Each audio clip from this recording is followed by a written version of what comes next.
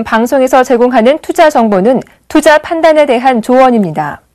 방송에서 제공하는 주식의 가치, 가격 상승 및 가격 하락에 대해서는 방송사에서 보장하지 않습니다.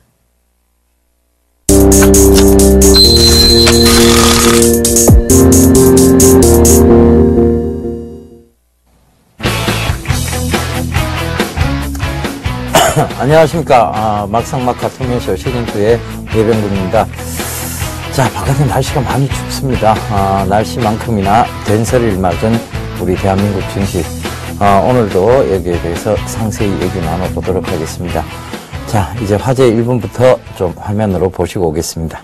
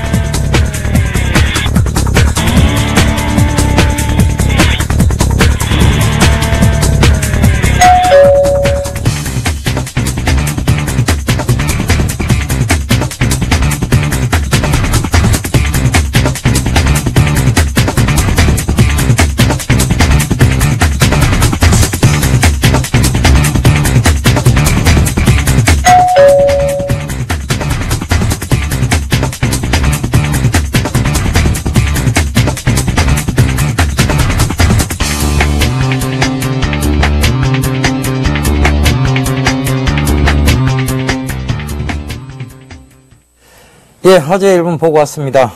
자, 오늘 조금 눈에 띄는 기사가 한국전력 전기요금 인하 우려에 이틀째 약세라는 게 눈에 띄는데요. 제가 계속 말씀드렸었죠. 한국전력은 전기값 인상, 즉 서민 물가 정책 때문이라도 전기값 인상이 어려울 것이다. 그러니까 차익 실현 관점에서 계속 생각하시라는 얘기 드렸는데 그런 부분들이 좀 참고가 됐었으면 참 좋았겠습니다. 그죠? 자, 그리고 코스닥이 또 하루 만에 하락 반전했고요.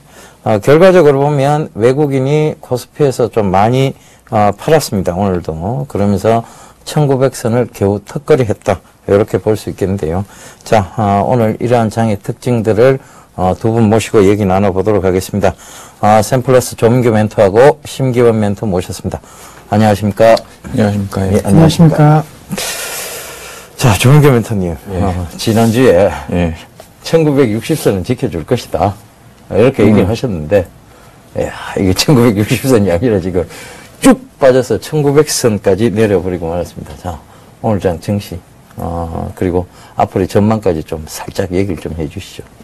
예, 일단 1960선을 지킨다, 안 지킨다에 대한 의미로서 이제 제가 지난 방송에서 말씀드렸던 건 아니고요. 일단 시장을 바라볼 때 올라가는 데 있어서 추격하는 분들이 이제 많으실까봐 어느 정도 이제 지수가 올라오면 좀 비중을 좀 줄였다가 어느 정도 수준까지 좀 하락을 하면 이제 매수를 하자라는 의미에서 1960포인트 정도 수준이면 좀 주식을 사봐도 된다라고 이제 말씀을 드린 겁니다. 그리고 이제 그 자리가 이탈되다 보니까 이제 하락이 좀 크게 진행이 됐고요.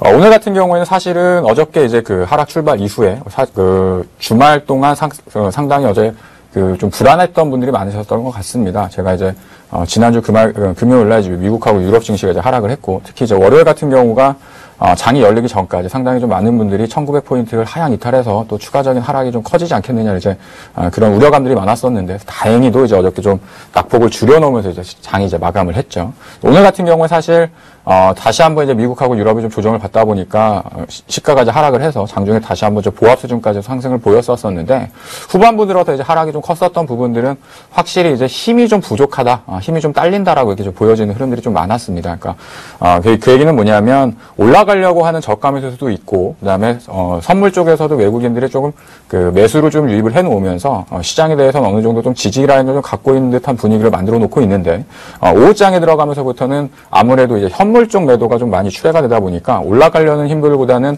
아직까지는 좀 팔자세가 좀 많았었던 그런 하루 때문에 시장이 좀 조정을 보였다라고 좀 보시면 될 것 같습니다. 그래서 아직까지는 1900포인트를 계속해가 좀 지금 지켜놓고 있는 흐름들을 좀 보여주고 있기 때문에 이 자리만 깨지지 않는다고 한다면 어떤 시장에 있어서 어떤 방향성은 조금 더 우상향하는 쪽으로 좀 전환될 수 있는 분위기를 만들 수 있을 것 같은데 뭐 대부분의 어떤 시장 그 대외적인 변수라던가 특히 뭐 유가라던가 이런 부분들을 본다라고 한다면 아직까지는 뭐 확실하게 뭐 터닝을 했다 이렇게 좀 판단하기 좀 어려울 수 있겠죠. 특히나 이제 오늘 같은 경우에는 러시아와 관련된 우려들 때문에 시장이 좀 이렇게 또 우려 섞인 얘기들이 좀 많이 나왔습니다. 이제 그런 부분들이 어느 정도 좀 수면으로 가라앉아야 되는데 이런 부분들이 이제 해외 증시 쪽에서 워낙에 좀 많은 이슈를 좀 낳고 있다 보니까 우리나라 증시 역시도 힘을 못 쓰고 있는 형태다 이렇게 좀 보고 있습니다. 그래서 사실 지금 뭐 올해 계속 해가지고 하는 얘기들이 지수보다는 종목에 좀 압축을 해야 되고 좋은 종목을 좀 갖고 있으면 시장보다 좀 견조하다라고 이렇게 얘기들을 많이 하는데 사실 대형주 같은 경우에는 뭐 특별하게 힘을 쓰는 종목군들이 많지 않다 보니까 좀 대형주를 선호하셨던 분들 같은 경우 좀 어려움이 느껴질 거라고 생각이 듭니다. 근데 지금 가만히 어떤 시장의 분위기를 좀 보면요. 바닥권에서 아주 안 좋다라는 이유들 때문에 주가가 많이 하락했던 종목군들 같은 경우에 서서히 좀 바닥권에서도 뭐 시장이 좀 흔들린다고 하더라도 꾸역꾸역 좀 올라오려고 좀 안간힘을 쓰는 종목군들이 좀 있거든요. 그래서 그런 종목군들 좀 관심 있게 보시면 좋을 것 같고요. 일단 단기적으로 차트와 그 주가 지수하고 그다음에 환율 차트를 좀 보면서 시장에 대한 좀 전망을 좀 짧게 좀 설명을 드리도록 하겠습니다. 예, 지금 지수를 보시는 것처럼 상당히 좀 위험한 구간에 좀 위치를 하고 있습니다. 왜냐 그 위험하다는 얘기는 뭐냐면 직전 저점이었었던 이 구간대를 다시 한번 하향 이탈했을 경우에는 사실 뭐 흔히 얘기하는 것처럼 답이 없는 자리가 나올 수도 있겠죠. 이 자리를 깨고 내려간다고 한다면 직전 저점, 그다음에 박스권 하단부를 하회하는 거기 때문에 이 구간까지 뭐 상당히 큰 폭의 단기적인 하락도 진행될 수 있습니다. 근데 종목군들을 보면 사실은 어느 정도 좀 빠질 만큼 빠져서 기업적인 어떤 내재 가치를 좀 많이 훼손되는 구간까지 떨어진 종목군들이 있거든요. 그래서 그런 종목군들은 변동성이 좀 줄어드는 모습들인데 지수로만 본다고 한다면 이 자리가 이탈됐을 경우에 상당히 좀 위험한 구간까지도 전개될 수 있는 가능성이 좀 있다라고 봅니다. 근데 그거는 예측하는 영역이 아니고요. 확인을 한 다음에 대응의 영역으로 가는 거기 때문에 여기가 지켜진다, 안 지켜진다 이렇게 볼 수는 없습니다. 다만 아직까지도 1900포인트를 좀 지키고 있다라는 건 그나마 좀 긍정적인 시그널로 좀 보시면 좋을 것 같고요. 또 하나는요.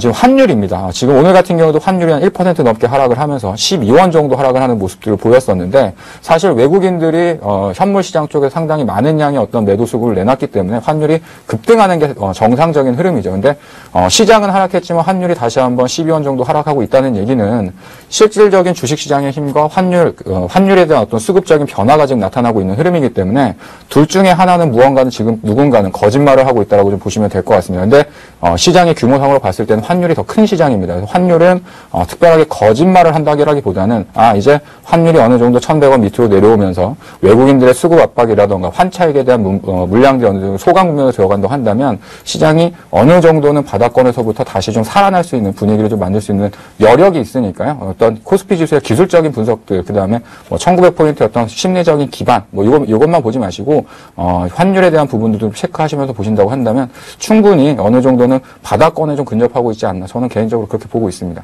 예. 환율 추가 하락한다고 보시는 겁니까? 일단 뭐 환율이 뭐 추가적인 하락을 한다라기보다는요. 제가 그 상반기 때 말씀드렸던 것처럼 하반기에는 환율이 뭐 워낙 강세로 인해 가지고 지속적인 하락으로 가지 않는다. 근데 지금은 뭐 1,120원 정도까지 고점을 쳤으면 1,100원에서 한 1,060원 정도 밴드대에서 좀 왔다 갔다 하지 않을까. 그게 정상적인 환율 수준이라고 좀 보고 있습니다. 그래서 뭐 환율이 여기서 추가 하락을 한다라기보다는요. 오늘 시장이 다시 조정을 보였음에도 불구하고 환율도 같이 조정을 보이면서 원화 강세 기조가 좀 나타났기 때문에 지금 있어서 어떤 하락 자체는 오늘 시장에 있어서 오후장에 있어서 어떤 그 매도 수급의 좀 악화 때문에 좀 더 밀려 내려오는 정도의 수준이었다 이렇게 판단하고 있다는 얘기죠. 예. 네. 환율 어떻게 보면 위험한 구간은 아니다. 이렇게 좀 얘기를 해주신 것 같아요. 그러니까 예측의 영역이기보다는 대응의 영역이다. 이렇게 얘기를 해주셨는데요. 환율이 추가적으로 하락을 한다면 거기에 또 베팅을 하는 외국인들이 주식시장에 또 급격히 들어올 수도 있는 부분입니다.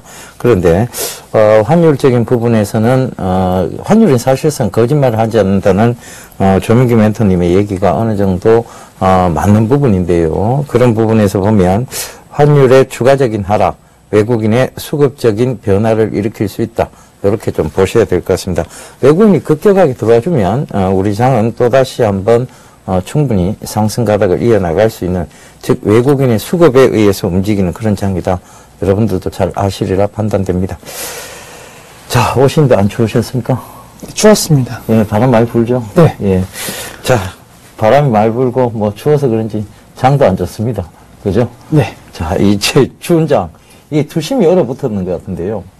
이 투심을 좀 뭐 살릴 수 있는 방법은 없는 건지, 그리고 지금 투심이 살아날 만한 어떤 모멘텀은 또 없는 건지 좀 짚어주시죠. 네, 우선은 많은 분들께서 이제 모멘텀 찾으시는 것 같으신데 아무래도 기댈 수밖에 없는 것은 FOMC 회의다라는 거. 사실 뭐 시장에서 FOMC 회의가 급격하게 호재성 재료가 나와서 증시를 이끌어줄 것으로 예상은 되고 있지 않습니다. 하지만 워낙 현재 시점 이렇다 할 호재성 재료가 없기 때문에 FOMC 회의라도 어느 정도 주식시장에 좀 훈풍을 넣어주지 않을까라는 막연한 기대감이 현재 작용하고 있다. 하지만 현실은 그런 기대감은 전혀 다르게 좀 움직이고 있는데, 사실 종목 흐름만 놓고 봤을 때에도 현재 지수 0.8% 그리고 코스닥이 0.7% 하락한 거 대비해서는 지수의 등락폭이 더욱더 크게 작용하는 모습 보였습니다. 뭐 어떤 이한테는 이 하락폭보다 좀 더 계좌 수익률 관련된 부분에 있어서는 하락폭이 제한될 수 있겠지만은 대부분의 분들이 현재 지수 하락폭 대비해서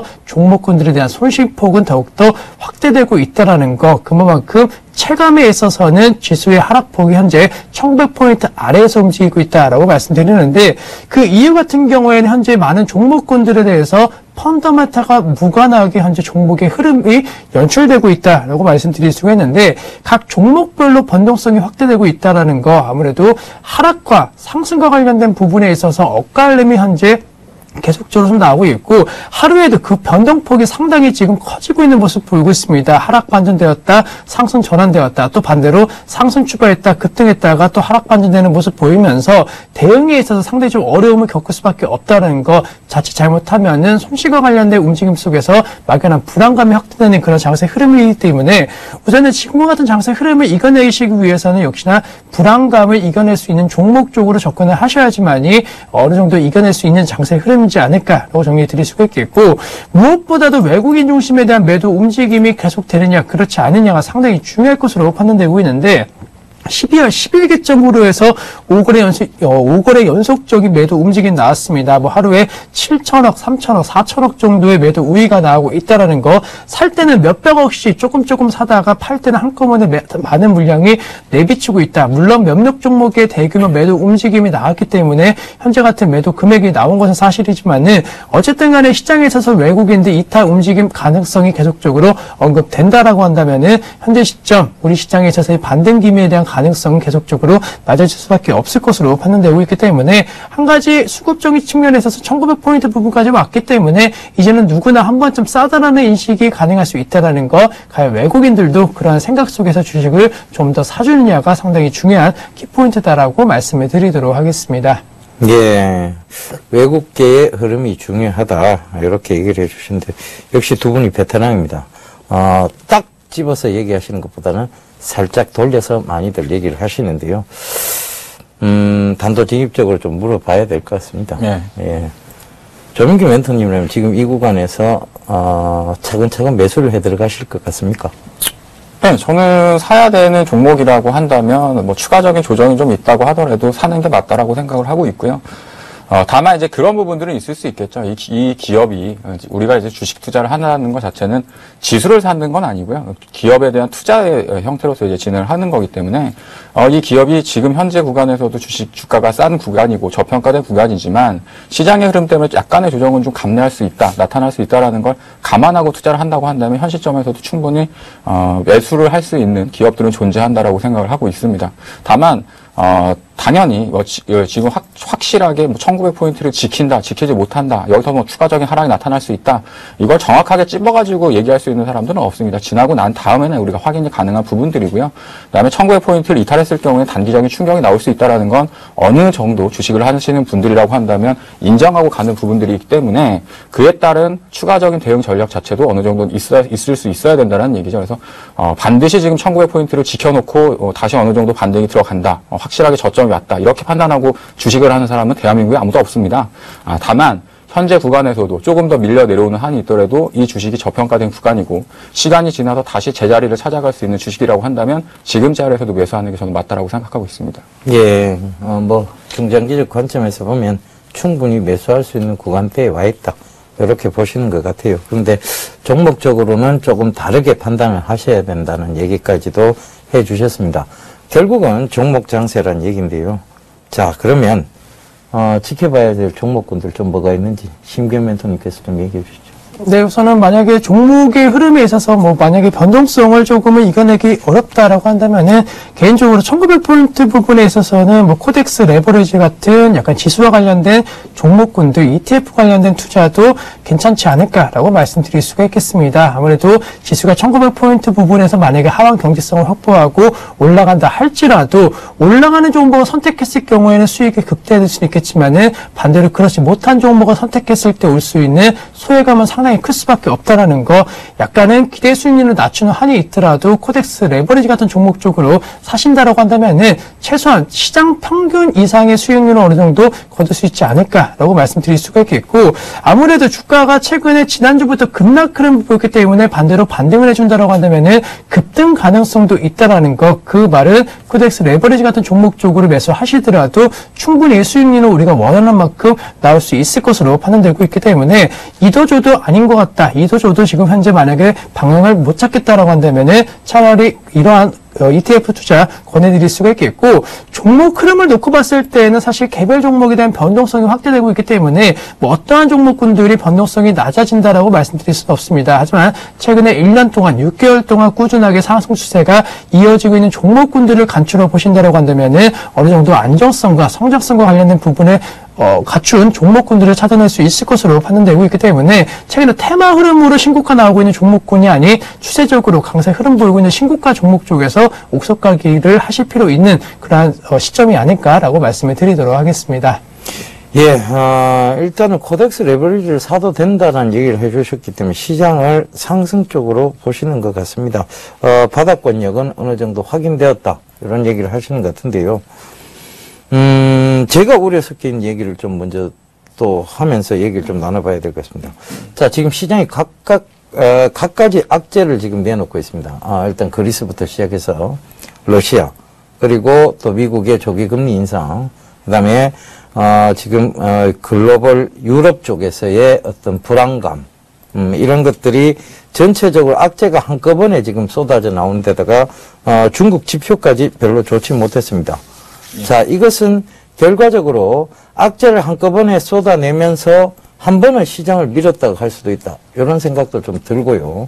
사실은 이런 시장이 이렇게 좀 그러고 확 밀다 보면 오히려 어떤 부양책에 대한 명분이 더 쌓인다고 보여지거든요. 그래서 저는 이 시장이 한 번쯤은 더 훅 밀었다가 갈 수 있는 시장이 아닌가, 그렇게 보여지는데, 자, 이게 한 번 밀었다가 가면 지금 들고 계신 분이야 들고 가셔도 되겠지만, 새로 매수하시는 분들은 조금 참았다 매수를 하시는 게 좀 좋지 않을까요? 아무래도 그렇게 판단할 수 있겠죠. 추가적으로 하락이 없을 수 없다, 이렇게 단정 지을 수 있는 사람은 아까 말씀드렸던 것처럼 아무도 없습니다. 저 역시도, 추가적인 하락 가능성에 대한 부분들도 염두하면서 사실은 이제 투자를 해야 되는 거거든요. 그나마 이제 제가 이제 그 주식을 하면서 좀 높은 수익률을 좀 올릴 수 있었던 건 뭐냐면, 최악의 상황도 어느 정도 감안을 했었던 종목군들 위주로서 이제 편입을 했었고요. 지나치게 주가가 많이 올랐거나 단기적으로, 여기서 이만큼 더 오를 수 있겠다라는 종목군들보다는 기업에 대한 가치라던가 향후 실적이 어느 정도 탄탄하게 올라올 수 있는 종목군들 쪽으로 집중을 했기 때문에 시장보다는 상대적으로 좋은 수익률을 좀 올렸었거든요. 지금도 마찬가지 개념입니다. 똑같은 기업이 주가가 지수가 흘러내린다는 얘기는 이제 수급적인 변동들 때문에 주가가 하락을 하는 거고요. 주가가 하락을 한다는 얘기는 기업 가치가 싸게 되는 거기 때문에 오히려 매수하시는 분들한테는 더욱더 이득이 되는 구간으로 될 수 있는 거죠. 근데 그것은 시간이 지난 다음에 알 수 있는 거지, 지금 당장 하락이 더 나올 수 있다라고 단정 지을 수 있는 상황은 아닙니다. 그렇기 때문에 분할적인 관점으로 접근해야 되는 것이 맞다라고 보고 있고요. 만약에 시장이 급격하게 어떤 그 좋아지는 흐름으로 나타날 수 있는 가능성은 조금은 많이 낮아졌습니다. 과거보다는. 하지만 지금 여기서 주식이 없다라고 한다는 얘기는 추가적으로 상승이 들어갈 때 심리적으로 쫓아가야 되는 상황이 발생할 수 있기 때문에 더욱더 힘들어진 상황이 발생시킬 수도 있습니다. 그러니까 지금 현재는 어떤 시장이든 마찬가지입니다. 시장이 좋을 때나 안 좋을 때나 본인이 가지고 있는 기본적인 생각을 가지고서 정상적인 투자를 하는 사람들은 어떤 장에서든지 크게 흔들림이 없습니다. 그래서 지금 저 같은 경우도 마찬가지 말씀하셨던 것처럼 추가적인 하락 가능성이 전혀 없다. 지금이 바닥이기 때문에 무조건 주식을 사야 된다는 의미가 아니고요.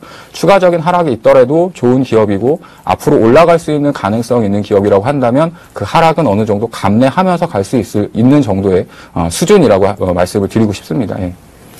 예, 전통적으로 보면 지금 올 한 해 동안 1900포인트 부근이 바닥권역에서 그리고 지금 2000포인트, 즉 2050포인트가 바닥, 그러니까 박스권 상단 부분으로 자리하면서 움직였던 그런 한 해라고 볼 수 있겠습니다. 이 흐름에서 크게 벗어나지는 않는다고 보여지는데 지금의 악재 내용으로 보면 이 흐름을 살짝 깨고 내려올 수도 있겠다는 생각이 좀 드는데요. 만약에 이 흐름을 살짝 깨고 내려온다면 지수 하단폭을 어디까지 좀 잡으면 좋을까요? 네, 우선은 만약에 1900포인트가 만약에 좀 강하게 깨진다, 즉 1800, 한 8, 90포인트까지 만약에 좀 강하게 내려가는 모습 보인다라고 한다면 잘 아시겠지만 사실 뭐 하락에 대한 깊이를 조금 생각할 수는 없을 만큼 그동안 하방 경직성과 관련된 그 부분을 한번 깨는 모습을 보이고 있기 때문에 쉽게 지수와 관련된 하락폭을 예상할 수 없다. 하지만 무엇보다도 현재 시점 장기적으로 놓고 봤을 때는 지수 하락폭과 관련된 부분, 약간 이 관련된 부분에서 깨진다라고 한다면은 한 1820포인트까지 만약에 내려갈 수 있지 않을까라는 의견들이 나올 수밖에 없을 것으로 판단되고 있는데, 그거 관련된 부분에 있어서는 아무래도 현재 뭐 최근에 지수가 변동성이 컸다 하더라도 사실 2012년도부터는 계속적으로 박스권에 좀 갇혀있는 모습 보이고 있습니다.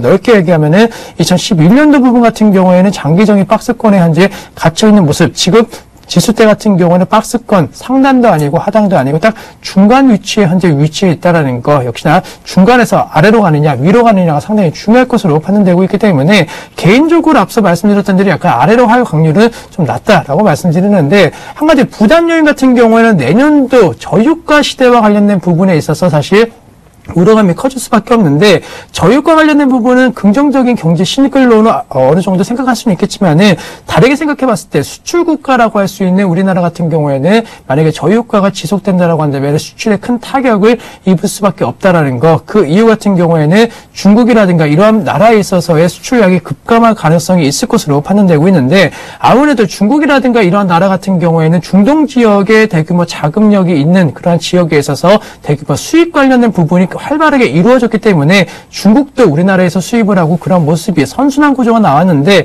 만약에 중동 쪽에서 자금이 만약에 막힌다라고 한다면은 여타 다른 유럽이라든가 미국 그리고 중국 등에 있어서 소비가 급감할 가능성이 높을 것으로 판단되고 있기 때문에 그러한 부분이 시간적인 차이를 두고 우리 경제에 쇼크를 줄 수 있다는 거, 주식시장은 선행 지표인 만큼 먼저 쇼크를 당할 가능성이 있을 것으로 판단되고 있기 때문에 지수의 방향성을 체크하신다라고 한다면 어쨌든 간에 유가가 $50 부분에 있어서 반등하느냐 그렇지 않냐에 따라서 주가의 방향성도 결정될 수 있다는 거 생각을 해보시자라고 말씀을 드리도록 하겠습니다. 예, 유가의 방향성 중요하다. 이 얘기를 좀 해주신 것 같아요. 뭐 어찌되었든 간에 장이 조금 저는 좀 더 출렁거렸다가 오히려 그 출렁거림이 더욱더 큰 폭의 상승을 만들어낼 수 있으리라 보여집니다. 2년간 그리고 지금 너무 지루한 기간 동안 박스권 장에 갇혀 있다 보니 이것이 결과적으로 많이 움츠렸다, 스프링 효과라고 하죠. 이게 많이 움츠렸다가 탁 튀어오르는 그 폭의 제한도 굉장히 약하다. 그렇다면 오히려 조금 더 스프링을 꾹 눌러주는 그런 역할을 좀 시장이 했다가 확 들어올리는, 즉 그러니까 강한 경기 보유 정책으로 확 들어올리는 그런 쪽으로 좀 가닥이 잡혔으면 오히려 더 속이 시원하겠다는 생각도 좀 듭니다. 자, 얘기 나눠봤고요. 오늘 이슈 보고 오도록 하겠습니다. 얼어붙은 소비 심리에 움츠렸던 유통주가 모처럼 어깨를 폈습니다. 대형마트 영업 제한에 대한 위법 판결이 발걸음을 가볍게 만들었는데요.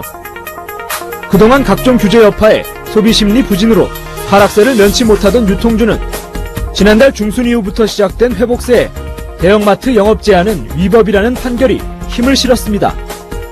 향후 영업규제 완화 조성 분위기에 따라 공휴일이 아닌 날로 의무휴업일이 바뀔 경우 매출이 약 3%에서 6% 수준으로 회복될 가능성도 제기되고 있는데요. 12월은 유통업계의 대목이지만 여전히 차가운 소비 심리가 유통주 추가 상승의 가장 큰 불안으로 꼽히고 있습니다. 과연 이번 판결로 그동안의 서름을 딛고 유통주가 반전의 발판을 마련할 수 있을까요? 잠시 후 막상막하 투맨쇼 멘토들의 숨겨진 비책과 유망주가 공개됩니다. 예, 규제. 일단 규제 개혁에 대한 부분에 있어서는 정책적인 부분이 조금 발의가 된 것 같습니다. 일단 위헌 판결이 좀 나오면서 이 유통주에 대한 숨통이 조금 트였다고 해야 되겠나요? 그렇게 보여지는데 아직 뭐 인공호흡을 해서 완전히 살아났다고 보기는 좀 힘들고 겨우 이제 심폐소생술로 생명을 이어갈 정도는 됐다. 이렇게 좀 보여지는데요. 앞으로 이런 규제 완화와 더불어서 조금 더 나와야 될 것은 경기 부양책인 것 같습니다. 경기 부양책이 되어야만 결과적으로 지금 소비 심리가 좀 살아나겠죠. 지금의 꽁꽁 얼어붙은 소비 심리, 이것이 과연 이 규제 완화 하나만으로 유통주의 어떤 숨통이 트여진다라고 볼 수는 없겠지만, 자, 그나마 조금은 좀 숨길이 열리지 않았나 이렇게 보여지는데요. 자, 요 얘기 우리 조민규 멘토님께 좀 여쭤보도록 하겠습니다. 네. 유통주 그렇게 강하신 편은 아니잖아요. 뭐 특별하게 안 강한 게 없습니다. 예, 다 강하시다. 예. 예, 그렇죠. 우리 조민규 멘토님이 뭐 다 강하십니다. 그죠? 자, 유통주 이거 지금 좀 반등을 좀 계속 이어갈까요? 일단은 뭐 그 규제에 대한 부분들을 약간의 뭐 단기적인 호재로서 이제 판단할 수는 있겠지만, 뭐 중장기적으로 기업들이라던가 어떤 유통주한테 좋은 영향으로 뭐 갈 수 있는 부분들은 상당히 좀 제한적이라고 판단을 하고 있습니다. 그 이유는 뭐냐면요, 이미 이 소비에 대한 부분들이 거의 고착화되다시피 했습니다. 백화점 이용하시는 분들은 백화점을 가시고요, 할인점 이용하시는 분들은 할인점 이용하십니다. 그리고 급하게 뭐 이렇게 필요한 물건들이 있다 그러면 24시간 편의점 이렇게 이용하는 것처럼 필요에 있어서 어떤 소비 성향 자체가 이미 어느 정도 되어져 있고요. 그리고 처음에는 일부 마트라던가 대형 마트들에 대해서 뭐 일요일이라던가 어떤 그 연속적인 영업 행위를 좀 막을 수 있는 규제를 했을 때 상당히 큰 우려가 있었지만, 실질적으로 우리 소비자들 입장에서는 이미 어느 날 그 마트가 문을 닫는다고 하면 그 마트를 안 가고요. 그 전에 이미 장을 보게 되죠. 그래서 소비에 있어서는 어느 정도 좀 그 생활 습관에 어느 정도 좀 다 반영이 됐다라고 좀 보여집니다. 이미 뭐 마트를 이용하시는 분들은 아시겠지만 동네에 있는 슈퍼마켓 가는 것처럼 하루에 뭐 매일매일 왔다 갔다 하면서 자질구레한 물건들 사러 대형 마트를 이렇게 이용하는 건 아니거든요. 그래서 대형 유통업체에 대해 있어서 규제가 좀 풀리는 부분들은 사실상 지금 어느 정도 또 반영이 됐었고, 단기적인 호재일 수는 있겠지만 중장기적으로 봤을 때는 그 영향이 상당히 좀 제한적으로 이렇게 보고 있습니다. 예. 예, 영향은 좀 제한적일 것이다. 단기적인 모멘텀이 될 것이다. 결과적으로 중장기적 모멘텀으로 보기에는 아직은 소비 심리가 얼어붙어 있다. 자, 이렇게 얘기를 해주신 것 같아요. 신기현 멘토님, 네. 얼마 전에 GS 리테일 추천하셨죠, 그죠? 네네. 그러면 이제 유통주가 조금 활기를 띠면 이 GS 리테일도 더 좀 괜찮은 모습을 보일 것 같은데요. 자, 이게 뭐 하여튼 규제는 풀었습니다만은 아직까지 소비 심리는 또 얼어붙어 있고, 그러니까 대형주 쪽, 대형 마트 쪽보다는 오히려 그 신기현 멘토님께서 얘기하신 GS 리테일 쪽에 아직은 더 인기를 좀 끌 것 같은데, 자, 여기에 대해서 상관관계를 좀 얘기를 해주셨으면 좋겠습니다. 네, 우선은 뭐 말씀해 주셨던 대로 같은 유통업종이라고 할지라도 이제는 좀 더 경쟁과 관련된 움직임이 좀 강화되고 있다. 사실 소비 심리가 살아난다라고 해서 모든 유통 관련된 업종군들이 다 같이 경기가 좋아지거나 실적이 좋아지는 것도 아니고, 반대로 경기가 불황이라고 하더라도 모든 유통업종군들이 실적이 나빠지는 것은 아닙니다. 경기가 호황일 때 유리한 업종이 있고 또 경기가 불황일 때 유리한 업종이 있다라는 거, 유통업종의 동질화 움직임에 있어서 주가는 약간은 다르게 움직일 수 있다는 거 기억을 해 주실 필요가 있겠고, 어쨌든 간에 유통업종에 대해서 사실 최근에 정부 입장에 있어서 상생이라는 얘기, 대기업과 서민 경제에 있어서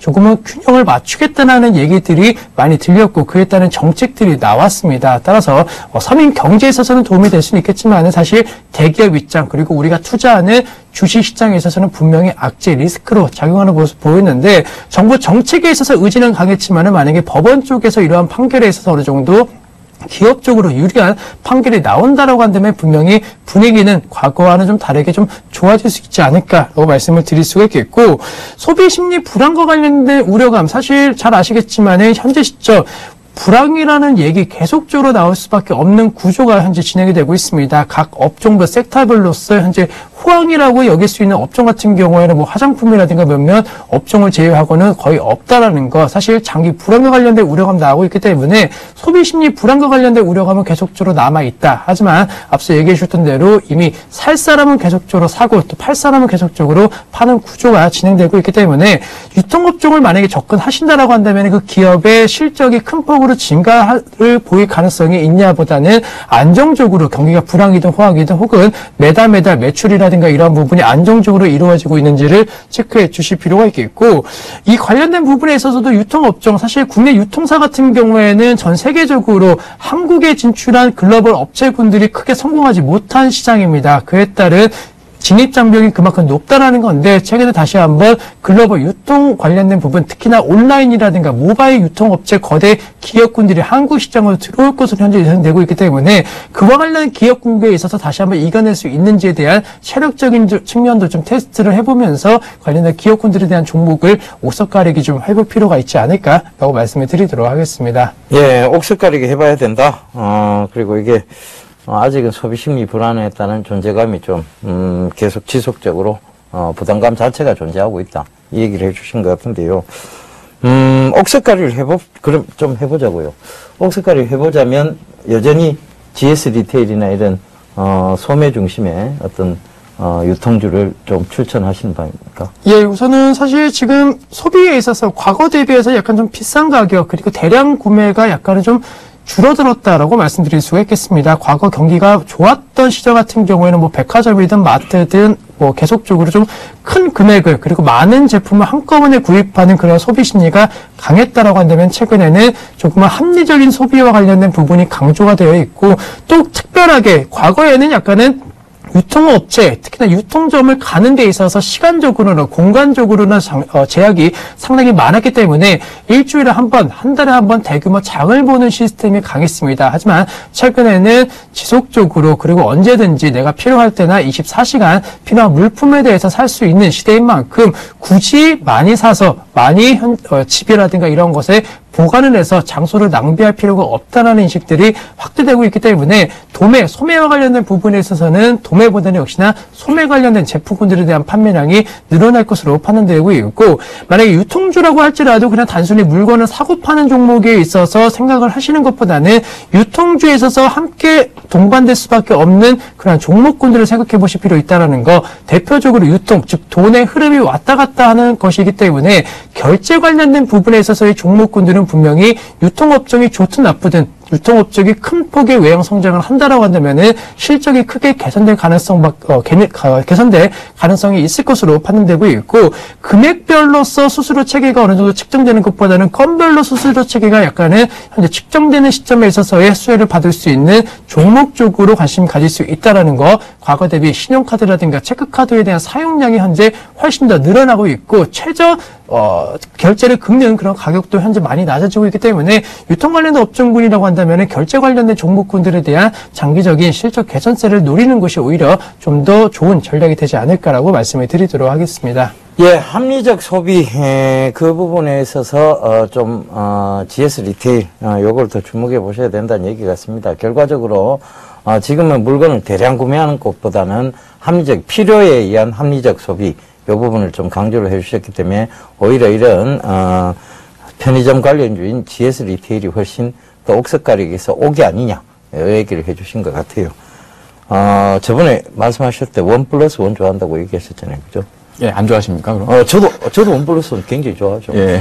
좋아하는데, 1+1을, 지금 사실상 많은 데가, 마트잖아요. 그게 대형 예. 마트 쪽이잖아요. 예. 그럼 편의점보다는 또 대형 마트 쪽을 더 선호하신다는 얘기를 제가 좀 받아들여도 되겠습니까? 일단은 뭐 1+1에 초점을 맞춰가지고 이제 질문을 하셨는데, 음료수 하나 사갔는데 하나 더 준다고 대형마트를 가는 이유는 별로 없는 것 같고요. 이제 편의점을 그때 이용할 때 이런 부분들 때문에 좀 이용을 많이 한다라는 얘기를 좀 드렸었죠. 근데 이제 유통주를 사는 데 있어서 좀 관심 있게 보시는 분들은 어떤 쪽에 좀 집중을 하셔야 되냐면요. 신규 개장하는 점포라고 해야겠죠. 매장이 있는지, 있는 업체들인지에 대해서 좀 초점을 맞추시는 게 좋습니다. 그러니까, 예를 들면, 백화점 업체 같은 경우에는 어느 지역에 새로운, 무슨 백화점이 생긴다더라 하면 일단 기본적으로 매출에 대한 규모가 이제 늘어나게 되는 부분들이 지속적으로 이제 늘어날 수 있거든요. 이제 그런 부분들을 좀 관심 있게 보시면 좋겠고요. 마찬가지로 뭐 대형 마트와 관련된 뭐 이마트라던가 뭐 이런 기업들도, 그런 쪽으로 이제 보시면 됩니다. 근데 저희가 이제 상식적으로 생각을 해보면, 요즘 동네마다 대형 마트, 그 다음에 백화점도 웬만큼 들어올 만큼 들어와 있습니다. 우리나라 쪽에서는요. 그래서 해외 진출 쪽으로 해서 어느 정도 좀 마켓을 좀 키워나갈 수 있는 가능성이 있는 기업들인지, 그런 부분들을 골라내야지만 사실상 그게 옥석가리라고 좀 보시면 될 것 같고요. 어느 정도 이제 굵직굵직한, 동네들마다, 지역들마다 어느 정도 생길 만큼 좀 생겼습니다. 그래서 우리나라 같은 경우에는 어느 정도까지는 좀 이제, 수준까지는 좀 올라왔다고 좀 생각을 하고 있기 때문에, 유통업체에 대한 한계가 어느 정도 사실상 좀 나타나는 부분들이 그런 거죠. 그러니까 점포가 많아지고 하다 보면 가격 경쟁력이 심해지는 부분들이 또 생길 수 있고요. 그런 부분들은 다시 수익성 악화로 이어질 수 있는 부분들이 있기 때문에 유통주를 사는 부분들은요, 시장이 좀 정말 많이 좋아지고 여러분들 지갑을 열 때 쉽게 돈을 쓸 수 있는 기분이 들 때쯤 되면 유통주를 좀 사셔도 됩니다. 왜냐하면 주가라는 게 상대적으로 먼저 선반영돼서 올라가기도 하지만 실질적으로 후행돼가지고 움직이는 기업들에 대한 주가 흐름도 나타날 수 있거든요. 그래서 그런 부분을 본다라고 한다면 지금 현재 있어서 유통주보다는요, 상대적으로 좀 낙폭이 크면서도 기업 가치가 좀 크게 많이 훼손된 기업들, 그쪽으로 좀 포커스를 두시는 게 제가 보는 관점에서 더 유리하지 않을까 이렇게 보고 있습니다. 예, 두 분한테 똑같은 질문을 하나만 더 드리고 좀 가자고요. 자, 이게 지금 논지와 조금 벗어날 수는 있는데요. 자, 일단은 규제 때문에 대형 마트 쪽에 유통주가 좀 불린다, 요 얘기였는데, 요거를 한번 조금 더 꼬아서 좀 확대시켜서, 자, 그러면 유통주 쪽에서는 필수의, 즉 합리적 소비에 의한 편의점 관련주를 옥으로 보자, 요 얘기를 하셨는데, 자, 그러면 유통주하고 지금 이제 온라인 쇼핑이 굉장히 많이 늘어나지 않습니까? 홈쇼핑 판매, 요쪽하고 비교를 했을 때 홈쇼핑 판매를 더 옥으로 봐야 되는지, 그 다음에 지금 아니다, 그냥 합리적 소비에 의한 편의점 관련주를 더 옥으로 봐야 되는지, 요걸 한번 딱 짚어보고 가보자고요. 자, 신규 멘토님, 요 얘기 좀 해주시죠. 네, 우선은 결론적으로는 홈쇼핑 관련된 종목보단 차라리 오프라인 관련된 종목군들이 좀 낫지 않을까라는 의견을 제시해 드릴 수가 있는데, 그 이유 같은 경우에는 현재 시점 만약에 경기가 불황이고 돈 씀씀이가 만약에 줄어든다라고 한다면은 어쨌든 간에 홈쇼핑 관련된 매출은 줄어들 수밖에 없습니다. 왜냐하면 홈쇼핑 품목을 봤을 때 사실 필수 소비재 품목보다는 약간은 조금 자기 만족 관련된 제품군들에 대한 판매량이 많다는 점을 미뤄봤을 때 매출 감소폭은 더욱더 클 것으로 판단되고 있고, 필수 소비재 관련된 부분, 뭐 치약이라든가 식료품 관련된 부분은 돈 씀씀이에 있어서 상당히 많이 씀씀이는 낮출 수 없다라는 거, 뭐 이마트라든가 이러한 부분에 있어서의 매출은 꾸준하게 나올 가능성이 있을 것으로 판단되고 있기 때문에 뭐 편의점이든 아니면 마트 관련된 종목이든 이 관련된 종목 쪽으로 관심을 가지시는 것이 더욱더 유리할 수 있을 것으로 판단되고 있고, 또 한 가지 편의점 관련된 종목군에 있어서 최근에 업계에 있어서 무엇보다도 경쟁이 심한 우려가 나오고 있다. 제7회 그런 홈쇼핑 관련된 그런 진출 가능성이 계속적으로 언급되고 있는데, 과거에는 몇몇 홈쇼핑이 거의 독점을 하였습니다. 하지만 최근에는 6, 7개 정도의 그런 홈쇼핑이 현재 계속적으로 나오고 있다는 거, 그만큼 경쟁 치열해지고 있고, 방송 프로그램당 평당 가격이 현재 상승하고 있는 것이 아니고 하락하고 있다는 거, 그리고 홈쇼핑 업계 내에서도 과거 불안전 판매라든가 이런 관련된 민원 사례가 계속적으로 들어오고 있는 상황이기 때문에 그와 관련된 움직임 속에 있어서 약간의 수익성이 지금 좋아지고 있지는 않다라는 점 미뤄봤을 때, 제 개인적으로는 차라리 오프라인 관련된 종목군 쪽으로 관심이 갖자. 단 백화점 관련된 종목에 있어서는 의류 매출과 관련된 부분을 좀 확인해야 되기 때문에 그 종목에 있어서는 조금 확인이 필요하다라는 점만 인지를 하시자라고 말씀을 드리도록 하겠습니다. 네. 그래서 이제 GS 홈쇼핑입니까? GS 리테일입니까? GS 리테일로 가겠습니다. 아, 예, 알겠습니다. 자, 조민규 멘토님. 네. 자, 현대 HCN입니까? GS 리테일입니까?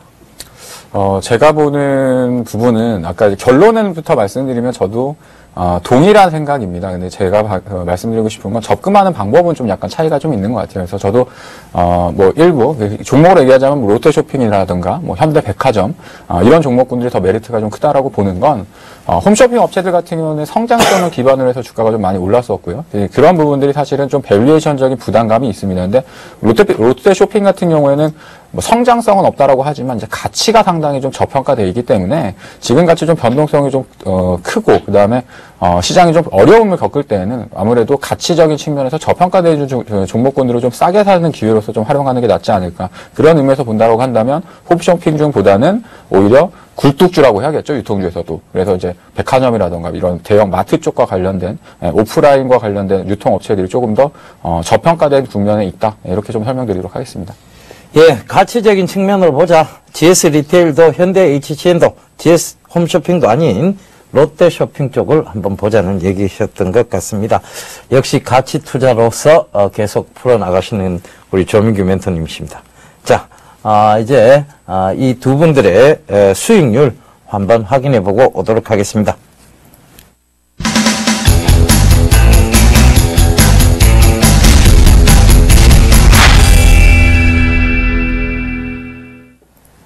예, 12월 16일 화요일 막상막하 투매시 시즌2 포트폴리오 두 분 오늘 출연하신 두 분의 포트폴리오입니다. 먼저 조민규 멘토의 포트폴리오입니다. 자, 어제였죠. 유니테스트 종목을 또 편입 시도를 하셨습니다. 새롭게 편입 시도하셨는데요. 오늘 장 8,150원에 편입이 성공이 됐고요. 2.9% 수익률을 기록하고 있네요. 자, 저번보다 더 좋은 수익률을 기록할 수 있을지. 야, 이거 참, 좀 흥미진진해집니다. 너무 고점대에서 더 간다고 보시는 것은 결국은 성장성을 보고 판단하신 것 같습니다. 자, 이번에 심기현 멘토님 포트폴리오입니다. 현재 포트에는 총 두 종목 편입되어 있는데요. GS 리테일과, 지금, 파트런이 편입되어 있네요. GS 리테일이 6.4%로 높은 수익률을 기록하고 있습니다. 역시 GS 리테일 참 강합니다. 그죠? 예.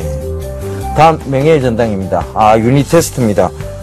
새로 편입하셨는데 또 이미 명예의 전당에도 100%라는 놀라운 수익률로 명예의 전당을 혼자 빛내고 계십니다.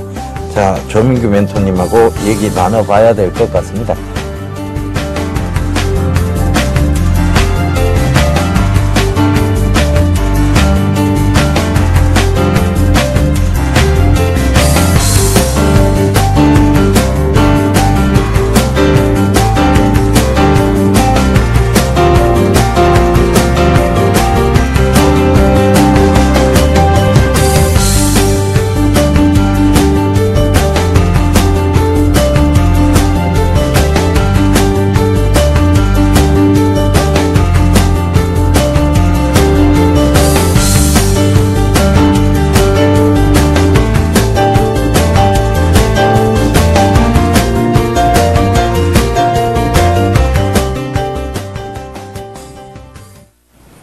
예, AS부터 좀 하고 넘어가겠습니다. 조민규 멘토님 먼저 좀 여쭤봐야 될 것 같습니다. 네.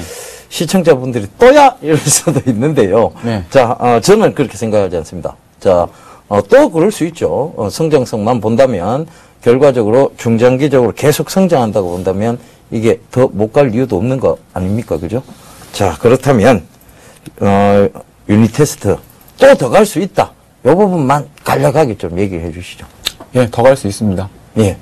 일단 기본적으로 4분기 들어서도 계속적으로 수주가 이제 지속적으로 이어지고 있고요. 그다음에 실질적으로 이제 SSD와 관련된 테스트 장비들이 있는데 이제 그런 부분들은 아직 수주로서 진행됐었던 부분들이 없기 때문에 아마 내년도부터는 이제 그런 쪽도 추가적으로 이제 발생할 걸로 예상을 하고 있습니다.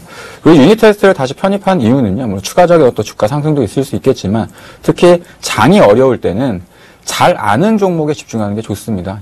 올라간다거나 혹은 떨어진다고 해가지고 이 종목 저 종목 건드릴 게 아니고요. 본인이 가장 잘 알고 있는 종목을 집중해가지고 한쪽으로 좀 포트폴리오를 몰아나가는 것도 하나의 방법일 수 있기 때문에 그런 부분에 대한 교훈적인 측면에서 유닛 테스트를 다시 편입했습니다. 예. 예, 알겠습니다. 교훈적인 측면이다. 예, 배울 거 많습니다. 자, 신규현 멘토님. 네. 지금 보면 파트론은 조금 덜 올랐고, 그래도 파트론도 지금 상승 중이고, GS 리테일도 상승 중인데, 지금 이 프로를 보시는 분이라면, GS 리테일을 사야 되는 게 맞겠습니까? 파트론을 사야 되는 게 맞겠습니까?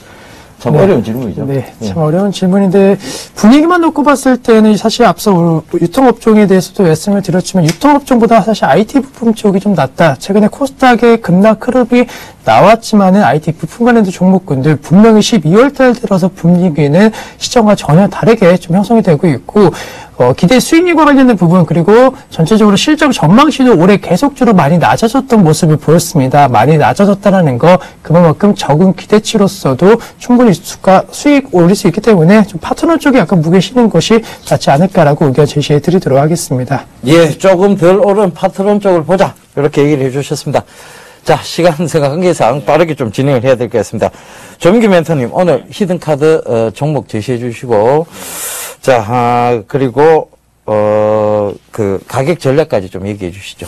예, 일단 오늘 그 내일장에서 좀 편입을 준비를 하려고 하는 종목은요, 리노스입니다. 리노스 같은 경우는 제가 이제 올해 상반기 때, 방송에서 또 이렇게 그 편입 시도를 해서 좀 상당히 높은 수익률을, 냈었던 종목인데요. 아까 말씀드렸던 것처럼 지금같이 좀 어려운 장, 그 다음에 앞을 쉽게 알 수 없는 장에서는 무엇보다도 본인이 잘 알고 있는 기업 쪽으로 좀 집중하는 게 맞다라고 좀 보고 있습니다. 뭐 리노스에 대한 부분들은 뭐 어느 정도는 대부분 이제 알고 계신 기업들이기 때문에 기업에 대한 내용을 좀 짧게 설명드리자면요. 일단 기본적으로 유통 사업을 하고 있습니다. 가방, 그 다음에 그 가방과 관련된 액세서리 부분들을 이제 유통을 하고 있고요. 특히 이제 내년도죠. 내년도부터는 그 국가재난 통신망과 관련된 이슈들이 또 이제 반영될 수 있습니다. 올해 하반기, 올해가 가기 전에 어느 정도 이제 사업자를 선정하고 이제 마무리될 걸로 예상을 하고 있는데요. 리노스가 만약에 선정이 된다고 한다면 컨소시엄을 통해서 선정이 된다고 한다면 상당히 그 이펙트는 클 수 있을 수 있을 거라고 보고 있고요. 많은 분들은 이제 그쪽 사업에 대해서 큰 기대를 좀 가지고 계시지만 저는 이제 그쪽을 보는 게 아니라 기본적인 유통 사업이 성장을 하고 거기 플러스 알파로 추가적으로 어떤 국가 재난망이라든가 어떤 그 통신 사업부에 관련된 사업부가 이제 턴어라운드 했을 때 나타날 수 있는 기대감이 있기 때문에 리노스를 다시 한번 좀 편입을 하려고 하는 거니까요. 관심 있게 보셨다가 내일장에서 좀 저가 매수세로 좀 편입을 좀 하도록 하겠습니다. 가격적인 전략을 같이 좀 말씀을 드리면요. 차트를 보면서 좀 설명을 드리도록 할 텐데요. 지금 이제 오늘 같은 경우에 종가가 이제 2,695원 정도에서 마무리를 했습니다. 그래서 내일 편입하는 가격은 뭐 이 정도 가격 수준이라고 한다면 충분히 뭐 편입이 가능한 수준 정도라고 좀 보여지고요. 그래서 지금 현재는 지속적으로 한번 상승을 했다가 그 다음에 이제 계속해가지고 저점이 높아지는 패턴을 지금 중기적으로 봤을 때는 높아지는 흐름들을 좀 보여주고 있거든요. 그래서 이번에도 2,500원에서 상당히 좀 강한 지지를 받았습니다. 그래서 내일장에서 현재 가격권 정도 수준에서 편입을 하도록 하겠고요. 목표가는 3,200원 정도로 좀 제시를 해드리도록 하겠습니다. 손절가는 조금 더 뭐 타이트하게 좀 잡는다고 잡았는데요. 2,450원 정도 이렇게 해가지고 내일장에서 한번 저가 매수를 시도해 보도록 하겠습니다.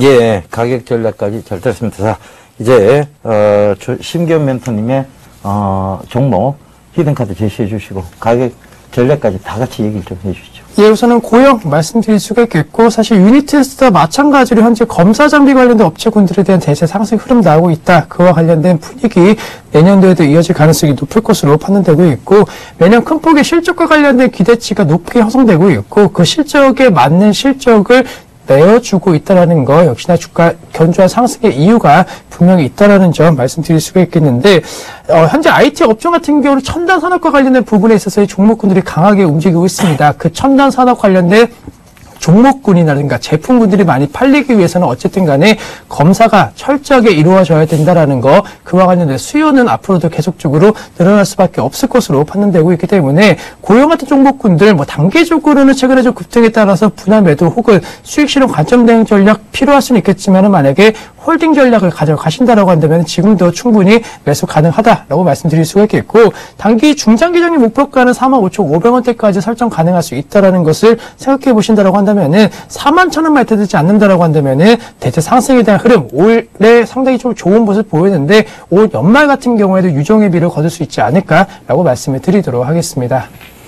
예, 가격 전략까지 같이 좀 제시해 주시죠. 우선은 42,000원 그때 매수 가능할 것으로 판단되고 있고 2주 정도의 시간을 두고 투자하신다라고 한다면 45,000원 혹은 45,500원대 목표가 설정 가능할 것으로 판단되고 있습니다. 또한 오일선 관련된 부분에 있어서 이탈되지 않는다는 전제 조건 달 수 있을 것으로 판단되고 있기 때문에 손절가는 41,000원간 41,500원 부분 될 수 있다라는 거, 현재 시점 대비 시장 대비해서 강할 수 있다라는 것은 그만큼 강한 매수력이 있다라는 점으로 미뤄봤을 때 충분히 안정성과 관련된 부분을 확보하면서 추가적인 수익을 누릴 수 있는 종목으로서 현재와 같은 시장 흐름에 있어서 가장 알맞는 대안주가 되지 않을까라는 의견 제시해 드리도록 하겠습니다.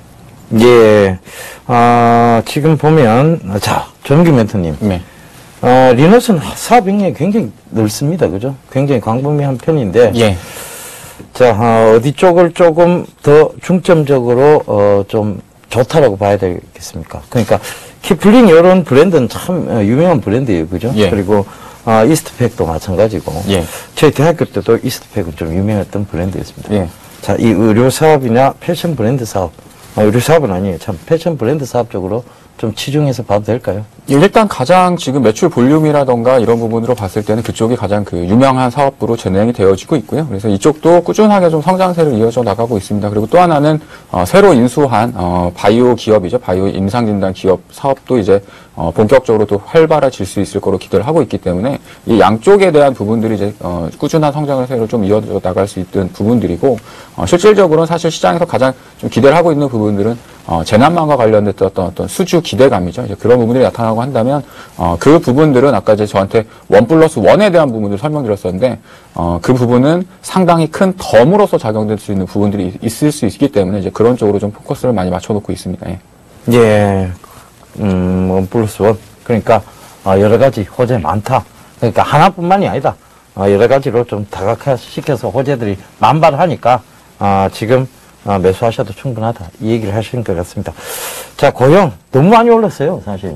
네, 우선은 좀 부담될 자리는 사실은 맞습니다. 네, 우선은 뭐 부담될 수는 있겠지만은 신고가 관련된 종목군들이 계속적으로 신고가 난다라는 거, 오늘은 비싸지만 한 2주, 3주, 한 달 있다가는 비싸지 않았다라는 것으로 인식될 가격으로 충분히 작용할 것으로 판단되고 있고, 앞서 말씀드렸던 대로 거래처가 약간은 어느 정도 집중화되고 있지 않다라는 거, 다변화되고 있다는 점 미뤄봤을 때 전 세계적인 경쟁력 입증된 종목 같은 경우에는 추가적인 그러한 수주라든가 이런 것도 가능하기 때문에 내년도 성적과 관련된 기대가 연말까지 한번 들고 가보자라고 말씀을 드리도록 하겠습니다. 예, 성장성이 만발하니까 뭐 높은 가격 별로 부담스럽지 않다.